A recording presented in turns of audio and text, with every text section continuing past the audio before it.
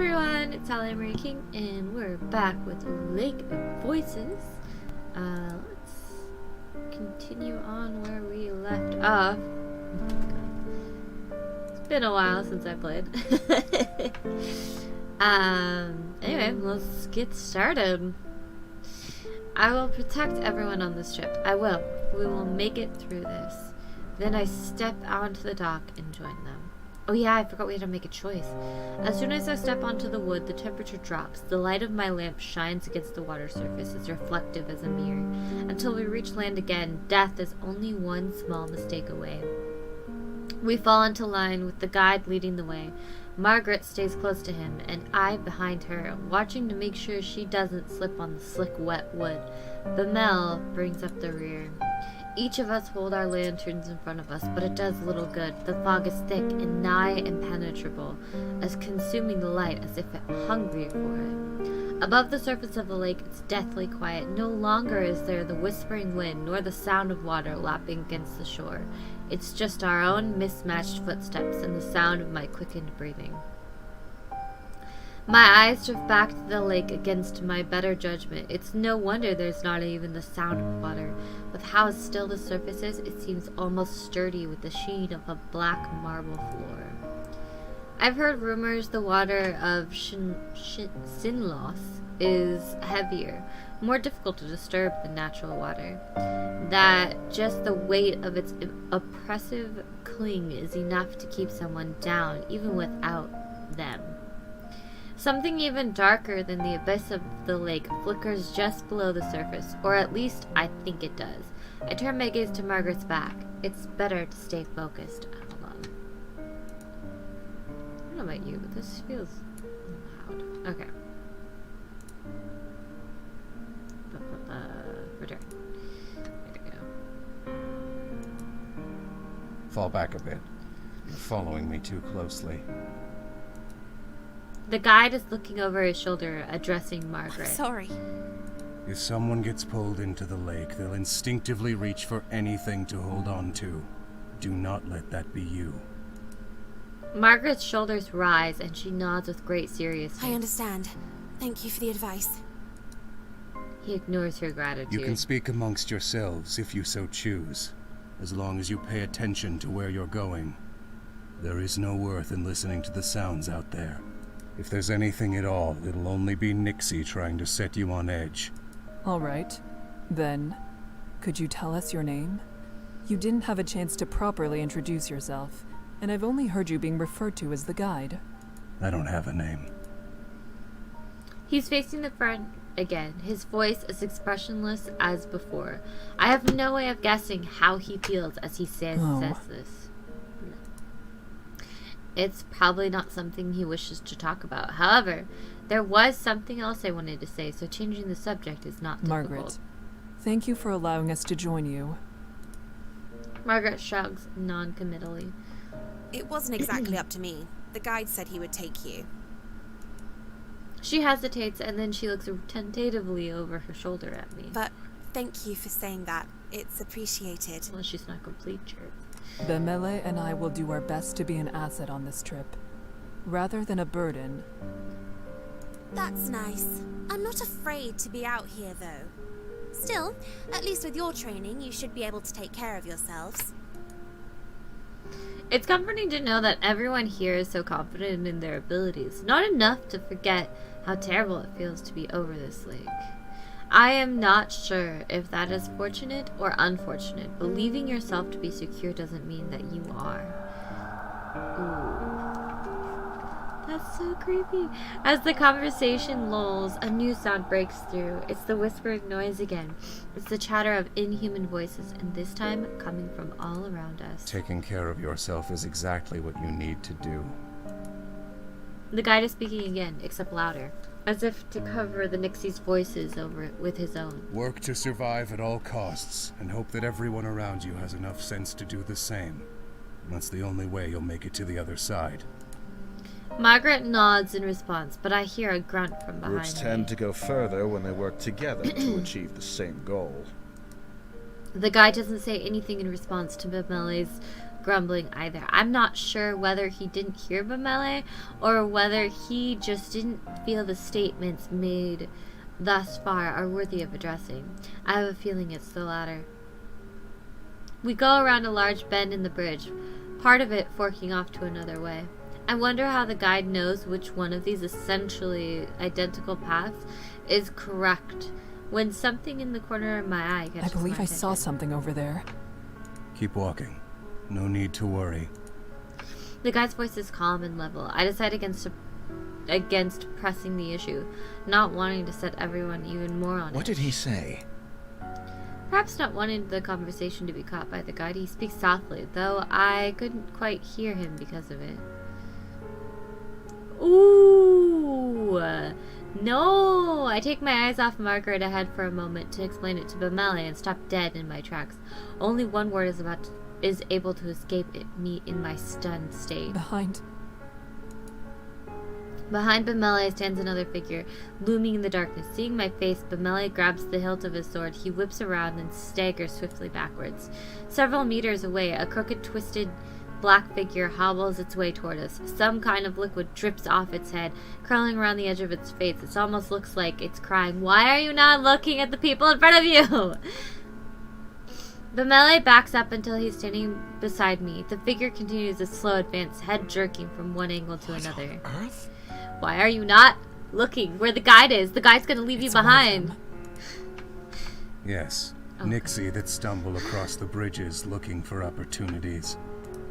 The guide is standing next to us. I didn't even notice him The approach. ones that can make it out of the water are generally referred to as prowlers. I had no idea things like that were out here. Is that what Kika saw down the other path? The guy says nothing. Instead, returning to the front of the party, Margaret watches him pass. Her frustration morphs into nervous optimism when something seems to come into her Well, mind. Nixie aren't slowed down much by swords, but at least the light keeps them away, right? Margaret's hand grips her face tight, and desperation bleeds into her voice. I bite the inside of my lip. Direct light will force it to return to the lake.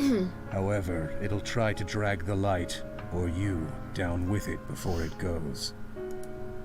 Instinctively, I reach for the hilt of my sword, despite the fact that it would do little to protect me. The prowler is getting closer, jerking forward, stopping, then resuming its slow advance. Okay. Does anyone have a light we can leave here? That way it won't follow us. What a Only smart, matches. what a smart lady. Bamele spits. He's the one bringing up the rear, so he's the one most likely to be in danger if it keeps following. The guide, however, moves Don't forward. forget it's there, don't let your guard down, and don't get left behind. Yeah, exactly. Just follow the guide. How am I supposed to keep walking with this thing at my heels? You said it wants to attack. Don't give it the chance. Oh my god. Bamele!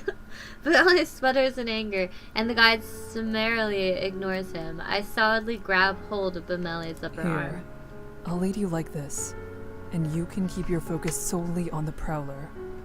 Make sure it doesn't get too close. Just hold his hand. That's awkward.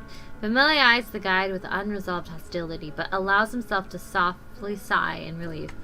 He gazes at me with fondness. At least there's someone I can count on. Despite the fact I'm going against his advice, the guide says nothing more. It's clear now that he doesn't give a damn what we end up doing. Some part of me is glad for that. I want to help everyone make it through, and it would be worse to have to persuade the guide every time help was Kika. necessary. Oops, sorry. He said thank you. I apologize. The melee places a gentle hand on my shoulder.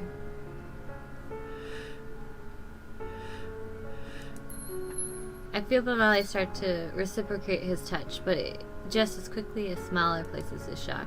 The moment is pleasant, a small balm against a large burn. I harden my expression and Bamele follows suit. He moves his free arm down. I fully link his arm with mine, and now properly settled, look forward. Margaret is following the guide with some reluctance, turning back every so often to check on us. I have my lantern to signal we're catching up. Margaret returns her head to the front and quickens her pace. With a tug on Bamele, we start to follow them. The four of us continue cautiously over the bridges. Only this time the wet, squishing footsteps of the prowler join the sound of our own. In spite of myself, I grip Bamele tighter. The prowler walks without a set pattern, sometimes fast, sometimes slow. It takes long steps, then short ones. At times, it stops walking entirely. Does it hurt to be out of the water like this, or is it trying to be difficult to read? Suddenly, the whispering in the lake grows louder. I steel myself, trying not to let it get to me. The most important thing in a situation like this is to remain calm. I can't lose my head. Then, all at once, I notice the guide and Margaret have come to a Bemele, halt. they're stopping. Bemele slows down as I do, and as we near Margaret's back, she says something akin to distress. Another one. I tug on Bemele, and he understands. We draw up close to Margaret, ready to protect her, if need be, but the guide holds out a hand. Don't get any closer. Just over his shoulder, I see another prowler stumbling towards us, white liquid dripping from his eyes. The guide's hand turns over in the air, palm up. Give me a lantern. We'll throw it. Margaret extends her own with a trembling hand when Bemele speaks instead, his back still turned. If you have to take someone's, take mine. Yes, an extra light won't do us much good when we're standing this close together. Margaret takes Bemele's lantern from him, guarded relief displayed on her features. Thank you. She hands the lantern to the guide, whose hand grips to it tightly, Nichols growing pale. Excuse the loud craziness, my cat's chasing his tail. Stay here. I can't throw it too far, or the light will blow out before it reaches the Nyx. He steps closer to the monster, his movements light and confident. As he nears, the prowler starts to back away. Is it only the approaching light that makes it retreat, or are they afraid of him? Look at... It looks like it's like all sorts of backwards and stuff. The guide is far enough away from us that the fog is partially obscuring him, hiding his movements. The voices from the lake grow louder and louder. Water suddenly begins to splash across the lake, in the distance, and onto the edges of the bridge. They want him to mess up. Then, suddenly, the guide takes multiple long and fast strides forward, throws the lantern, and jumps backwards to regain the long distance. There's a sharp hiss, and then a deep splash, and the voices of the Nixie grow quieter. Not silent, but quieter. A sigh escapes me, and the guide comes back to our We group. should keep going before it comes back. I glance at Bemele and realize he, too, is looking relieved at the guide before us. And then I see it. The first prowler. It's still there. It's right there. I shift around, pulling Bemele behind me. The prowler lunges after him, barely missing Bemele, but striking my lantern instead. The fire goes out, and the two of us are plunged into an unearthly darkness. Oh god. I almost killed Bemele. Maybe myself too, because I'm attached. Then there's a splash. I realize the Nyx has retreated into the water. Somehow Bemele and I are still standing. We're still Kika. here. Thank you. I can't respond. Something cold, wet, and slimy has grabbed my ankle. Oh no! Kick it!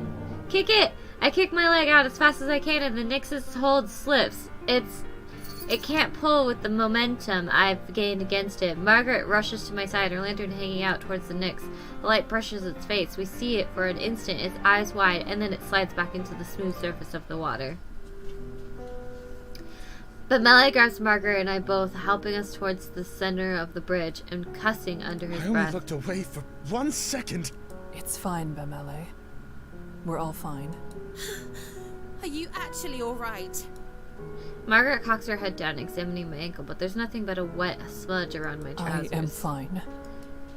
I say that, though, I don't actually want to let go of Bemele. I need to in order to relight our lantern and provide us actual safety, but I feel such a strong desire not to be alone in this moment. I shake my head roughly and let go of him, relighting the lantern as fast as I'm Kika, able. thank you. Again. You saved my life. I won't let this happen again. Yes. Yes. It would be good for all of us to pay more attention. Margaret nods solemnly. Suddenly, it seems like we're all on the same side. It isn't only Bemele and I. She is with us in more than simply presence. The guide's voice is cold as that monster's grasp ends my train of We thought. lost the lantern I threw. The Nyx grabbed it after the light went out. Margaret makes a noise. I glance over, wondering whether she's upset, but there is a small smile on her face instead. It's better than them taking anything else. A nervous laugh bubbles up out of me, and just as quickly stops. Bimele chuckles in response, and our collective tension eases up, the adrenaline draining from our We need bodies. to keep walking. The guide starts down the bridge again, and we join him. I try to clamp down on the relief, the ease that wants to flood my head. It's not over. The Prowler is gone, but so is Bimele's lantern. You can stay near me, Bemele, since your lantern is lost. I appreciate it. Margaret goes on ahead of us. Bimele stands by my side as I keep at the end of the line. The breath of release from Margaret and Bimele is quickly swallowed by the somber atmosphere of sin loss as well, replaced by the gravity of the near-death experience. Never mind celebrating his survival. Something like that shouldn't have happened in the first place. The memory of the Prowlers reaching out towards us appears each time I close my eyes. Why does it look like something's dripping down their faces? The Prowlers are on Margaret's mind too, looking at her pain expression. It's as though the moment of relief never existed I'm not at all. sure. Me neither. Something's wrong with them, though. They live in water. Air shouldn't be good for the things, but they want to drown humans so much they're willing to drag themselves around on land? It's not right. Of course it isn't. They're monsters. They likely do not understand even the concept of right Well, and wrong. I don't disagree that there's something very wrong about them. I truly, truly hope that's the last we'll see of the Prowlers. Something comes to her mind, causing Margaret to end her part of the conversation earlier. Since you two have to share a light, wouldn't it be safer to be in the middle? Margaret stops and waits for Bimele and I to reach her position. That way, you'll catch the edges of my light and the guides, and it won't be so dangerous if Bimele loses his position momentarily. That's a very kind offer, Margaret. Bimele's surprise is so apparent I want to cover his face with my hands to stop him from insulting her. She merely smirks. I think Margaret may be surprised with herself too. Bimele returns to his usual As surety. thoughtful as it is, I, at least, am fine with bringing up the rear. I'm used to keeping watch for monsters, and since there are two of us, I can pay attention to the back while Kika focuses ahead. It's not my light, though, so I shouldn't be the one to decide what she should do with it. Margaret and Bimele turn to look at me in unison. Seems like it's my decision. Neither of them are wrong. As for me, my goal is to protect everyone. I can't very well do that with Margaret following behind us. But being stuck in the middle of the group could also be dangerous depending on what circumstances we come across. Getting pincered by the enemy would be an almost sure death, no matter how experienced Bimele and I are. I just don't know what to expect from this bridge, and that makes things so much more difficult. I'd like to move up, thank you. So you're staying behind? Yeah. Seems like it. I mean, I can hold on to him like we were doing. We were doing just fine. It's just the one guy got close and we weren't paying attention. Yes, I think we'll be good here. But really, thank you. That was a very kind offer. Well, alright. Margaret respects her decision and trots behind a bit to catch back up with the guide. He who has paid no mind to the entire affair. So, I don't want to sound like a child, but how much longer until we arrive at the halfway point? Margaret chuckles, reflecting the amusement I don't want to vocalize. We still have some ways to go. Damn. Damn. I suppress my laughter yet again at his pouting response. The gloom we've been under dissipates slightly, the light flickering through The the first fog. trial tends to be the most difficult. I believe we will only react better from this point on. I like the way you think. I hated Margaret. I like Margaret. She's not bad. Beginning she was bad, but not right now. Then a gleam enters Bimele's eyes and he I grins. think Kika deserves a round of applause. Her quick reflexes are owed the utmost appreciation. He leans softly into my shoulder, trying to get me to what? It was indeed a sight. You're quite capable. Bemele was also a sight, but for very different reasons. The way he froze with his mouth all agape was a laugh in itself.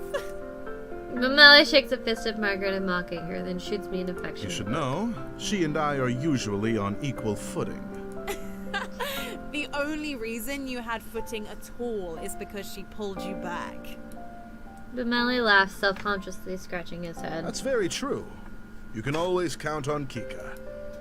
I keep my eyes steadily ahead, unsure how I should respond. I'm pleased, almost grateful, to hear what they think of me, but I don't know what I could say that wouldn't seem pathetic. Instead, I contribute the best way I can. I keep my focus on the path ahead of us. Without a response from me, the conversation quickly dies out. Still, it eases my heart to be on such friendly terms with my companions. After some time, I notice Margaret isn't keeping up with the guide as much as she was before. I realize it's because the guide has increased his pace. Margaret begins to jog in an effort to keep up with him, and Mameli and I do the same. Despite this, the guide keeps getting further away. We go faster and faster until suddenly we're full-on sprinting across the slick wooden boards.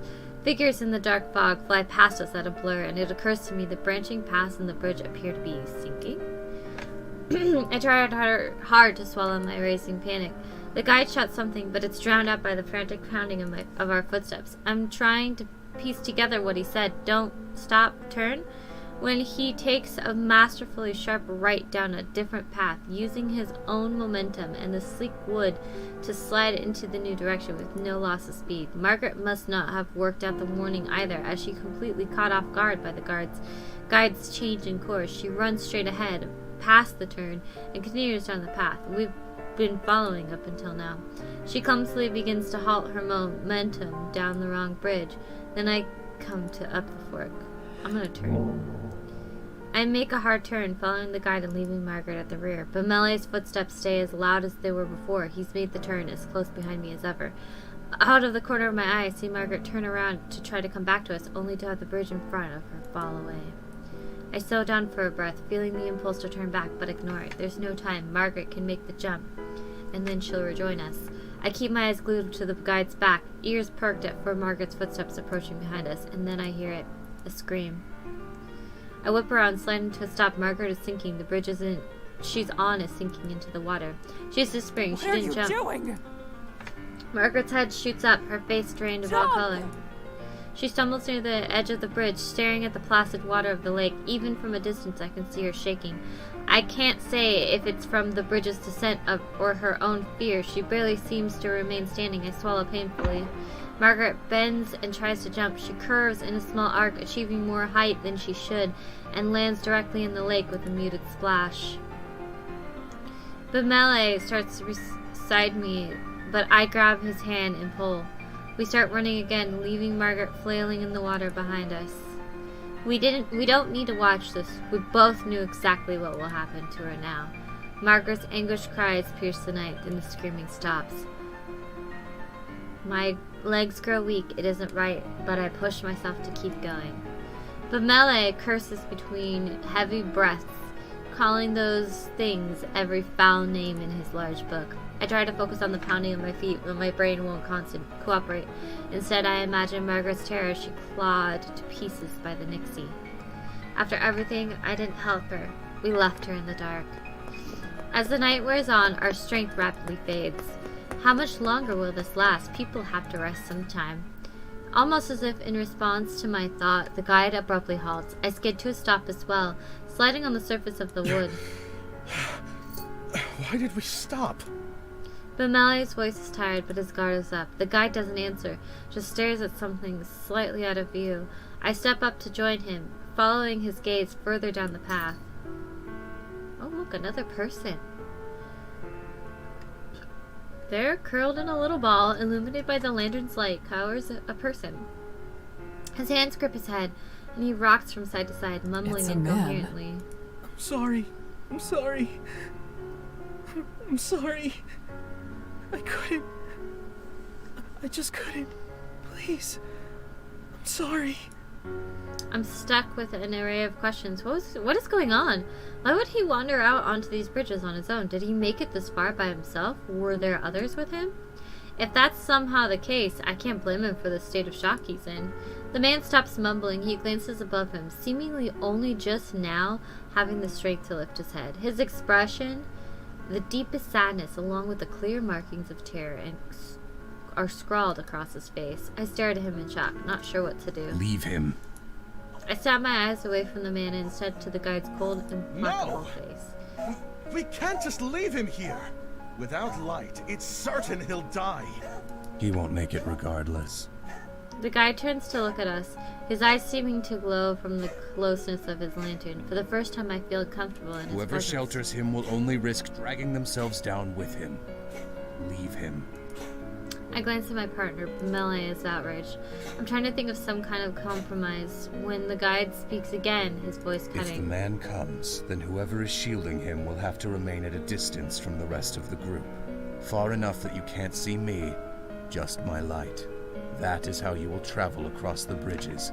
I didn't agree to lead this man, and I won't.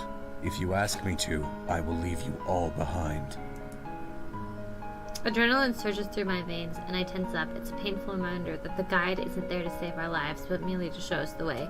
We're on our own, but Mel and I frantically share more looks between each other, trying to communicate without words. Neither of us have a desire to speak and be the first to make a choice.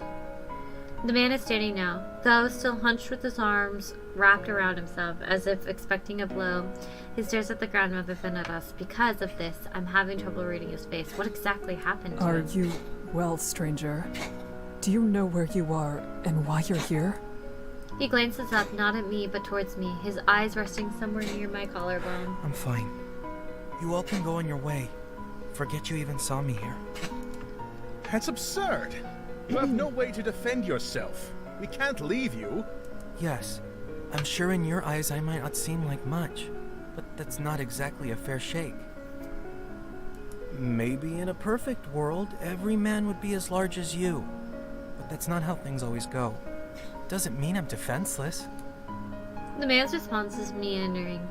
The words themselves seem to be in good jest, but he's still barely looking at us, fidgeting with his hands. Bemele frowns, unimpressed. It was a joke. He smiles hesitantly, making eye contact with each of us for the What first time. part of it was supposed to be the joke? Do you even realize what is happening in this moment? Never mind. Forget that too. Point is, I'm alright. You have found yourself out alone and unlit on Sinlos. Exactly. Something must be wrong with you. Oh no, sounds like you've been talking with my father. He lets out a weak little laugh, coupled with an eyebrow raise. Voice trembling, no one really knows what to make of this. Alright, I'm gonna end it here. In fact, I'm going to save. We're gonna save. Yes, I would like to save over this file. Yeah. Please leave a like if you like this video. Please share it if you know someone who would like this video. Or if you want more of this content, please go ahead and subscribe. I update every Monday. But yeah. Anyway, hopefully I will see you guys next time. Bye!